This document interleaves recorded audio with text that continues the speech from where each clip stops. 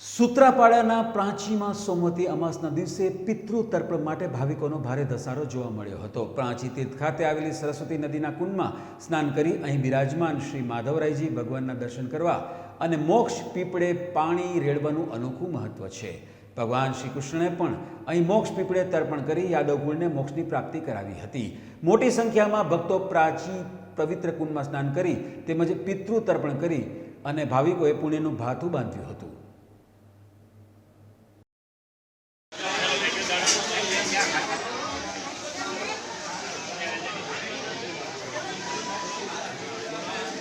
દિવસે સોમવતી અમાસ અને સોમવતી અમાસના દિવસે દરેક લોકો એમના પૂર્વજો પ્રત્યે કૃતજ્ઞતા અર્પણ કરવા માટે આજે અમાવસ્યા અને સોમવાર એટલે આજના દિવસે તમામ લોકોને એ સોમ જેવી શાંતિ પ્રદાન થાય એટલે સોમ તીર્થ આ પ્રભાસ તીર્થમાં બધા અંજલિ રૂપે કૃતજ્ઞતા અર્પણ કરવા માટે તમારે ખાસ કરીને યત્ર પ્રાચી સરસ્વતી